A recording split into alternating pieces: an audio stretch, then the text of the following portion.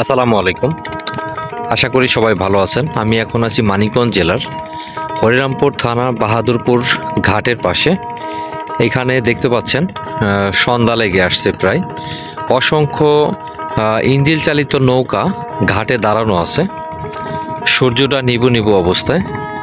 এইখানে সামনে একটা ট্রলার আসছে। এই ট্রলারটা চরে থেকে যারা এই এলাকায় গরুকে ঘাস খাওয়ায়, এই যে দেখতে পাচ্ছেন, একটু ঝুম করে যদি দেখাই, এই যে কাছাকাছি চলে আসছে। এই ট্রলারটা চরে থেকে এখানকার কৃষকেরা ঘাস কেটে নিয়ে আসলো গরুর জন্য। আর এই পাশে দেখেন অনেকগুলো সারিবদ্ধভাবে অনেক নৌকা এখানে দাঁড়িয়ে আছে। আর এই পাশে হচ্ছে এই যে দেখেন একটা জাল বিছিয়ে রাখা হয়েছে। এরা হচ্ছে আপনার এই নৌকাগুলো নিয়ে, যেমন এখন প্রায় সন্ধ্যা সন্ধ্যা লেগে আসছে, কিছুক্ষণ পরেই এরা বের হবে সারা রাত্রের জন্য। যারা হচ্ছে এই পদ্মা নদীতে মাছ ধরে, এই নৌকাগুলো অবশ্যই তারা কিছুক্ষণ পর বেরোয় যাবে মাছ ধরার উদ্দেশ্যে। এই যে দেখেন ট্রলারটা একেবারে কাছাকাছি চলে আসছে, এখন ঘাটে ভিড়াবে। আর এই ট্রলারগুলা যারা এখানে এই এলাকার স্থানীয় জেলেরা, যারা হচ্ছে এই পদ্মার গভীরে গিয়ে হচ্ছে আপনার মাছ ধরে, তাদের এই নৌকাগুলা সারিবদ্ধভাবে সাজিয়ে রেখেছে। আসলে দেখতে অনেকটা সুন্দর, একবারে অসাধারণ দৃশ্য। এমন দৃশ্য এই পদ্মার পার ছাড়া দেখা যায় না।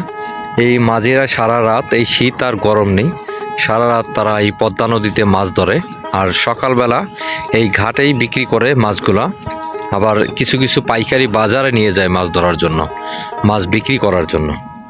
এখানে দেখেন অসাধারণ একটা দৃশ্য, কত সুন্দর। আসলে যারা পদ্মা নদীর পাড়ে আসেন নাই, তারা এমন দৃশ্য দেখতে পাবেন না। আর যারা এখানে বসবাস করে, তারা প্রতিনিয়তই এই দৃশ্যগুলো দেখে থাকে। আর আমরা যারা দূরে থেকে এই পদ্মার পাড়ে বেড়াতে আসি, তারাও অবশ্য মাঝে মাঝে যদি আসি, তাহলে এই পদ্মার এই দৃশ্যগুলো চোখে পড়বে। এই যে দেখেন ট্রলারটা এখানে আসছিল, জানি না আবার চলে যাচ্ছে। কি কারণে আসছিল, কি কারণে চলে যাচ্ছে, এটা আসলে বুঝতে পারলাম না। কারণ কিছুক্ষণ আগে আমি দেখেছি পদ্মার পাড়ে একটা ট্রলার ভিড়েছে, ওই পাড়ে চরে থেকে আপনার অনেকে ঘাস কেটে নিয়ে আসছে গরুকে খাওয়ানোর জন্য। দেখেন আসলে এই সমস্ত এলাকায় আসলে আপনার দৃশ্যটা এত ভালো লাগবে, যেটা আসলে বলার মতো না।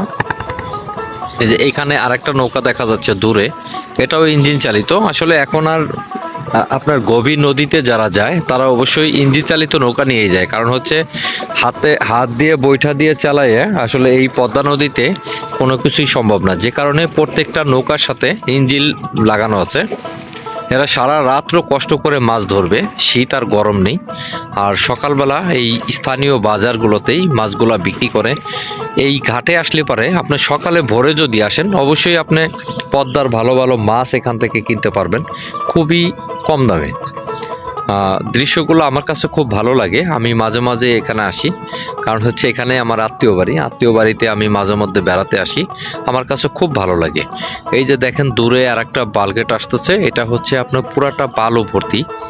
হয়তো কোথাও এটা বালুটা খালাস করে আসলো, যে কারণে এটা মানে অনেক বড় দেখাচ্ছে। আর যখন বালু ভর্তি থাকে, তখন এই আপনার এই যে নৌকাগুলা, এই যে আপনার বালগেটগুলা একেবারে পানিতে অর্ধেকটা ডুবে যায়। আমার ভিডিওটা কেউ হয়তো জানেন না, এই নদীটা হচ্ছে মানিকগঞ্জ জেলার একটা ঐতিহ্যবাহী ইসামতি নদী। দেখেন ইসামতি নদীর অবস্থা, শুকনো মৌসুমে একেবারেই পানি শূন্য, মনে হচ্ছে যে একটা খাল, এই যে খালের মতন একবারে বয়ে চলেছে। শেষ মাথা হচ্ছে পদ্মা নদী। দেখেন পদ্মা নদীতে পানি আছে ঠিকই, কিন্তু এই ইসামতিতে একেবারেই পানি নেই।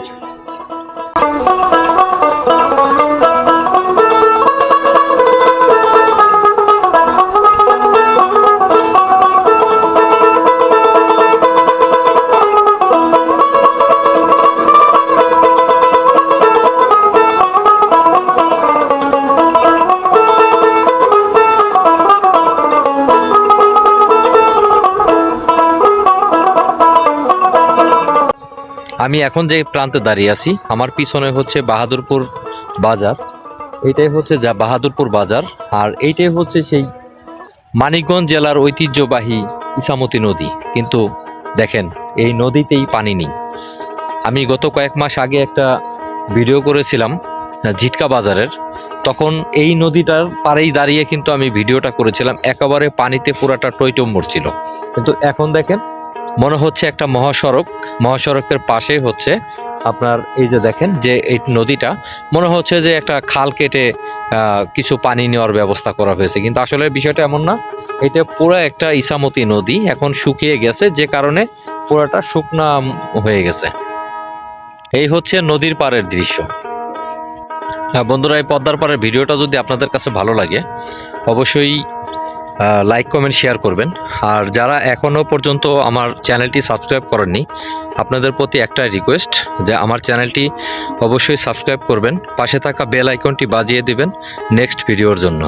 দেখা হবে অন্য কোনো ব্লগ ভিডিওতে। এ প্রত্যাশায় সবাই ভালো থাকবেন। আসসালামু আলাইকুম।